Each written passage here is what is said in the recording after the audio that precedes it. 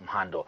Tuanze habari za michezo katika kandanda. Waziri wa Habari, Utamaduni, Sanaa na Michezo Nape Nnauye amesisitiza uwanja wa Taifa bado umefungwa kwa matumizi ya michezo ya Ligi Kuu Tanzania Bara kwa timu ya Yanga, ila wameiruhusu kutumia uwanja huo katika michezo ya kimataifa peke yake. Serikali hivi karibuni iliingia makubaliano na timu hiyo inayoshiriki michuano ya Ligi ya Mabingwa barani Afrika ili kuweza kuipa nafasi ya kushiriki michuano hiyo mikubwa ngazi ya vilabu barani Afrika. Mwandishi wetu Mario Chetu Njedengwa ametuandalia taarifa ifuatayo.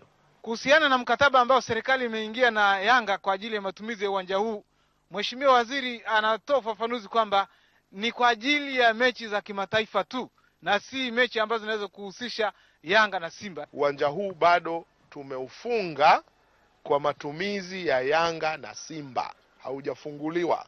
Ule mkataba tumesaini kuwasaidia wakiwa wanataka wakipata mechi za kimataifa, lakini kabla hawajaingia kucheza hapa lazima kwanza tutakaa tuzungumze, tukizingatia zuio la serikali la matumizi ya uwanja huu.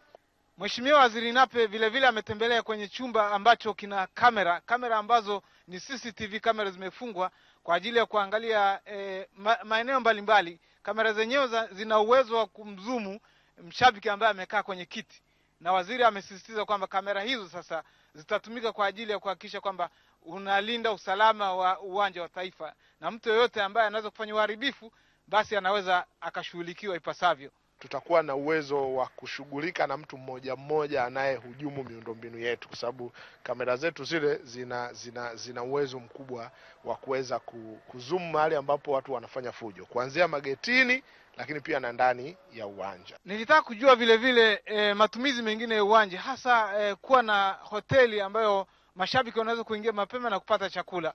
Waziri Nape anasema hiyo inawezekana, lakini hiyo ni mapema mno kuifanya sasa hivi, lakini serikali inaangalia uwezekano huo ili kuhakikisha mashabiki wakiingia uwanjani wanaweza kupata chakula kabla ya mechi. Sio tu hoteli kwa maana ya chakula, lakini pia zilikuwepo hoja hapa kwamba ili ushabiki unoge wakati mwingine lazima uruhusu vinywaji hivi na nini. Lakini nasema hayo ni mawazo, na lazima kama serikali, wamiliki wa uwanja, tupime faida na hasara zake kabla hatujafanya uamuzi wa aina yoyote. Tayari viti vimeshafungwa kwa ajili ya kutumika kwa michezo mbalimbali ambayo inaweza kuchezwa kwenye uwanja huu wa Taifa hapa jijini Dar es Salaam.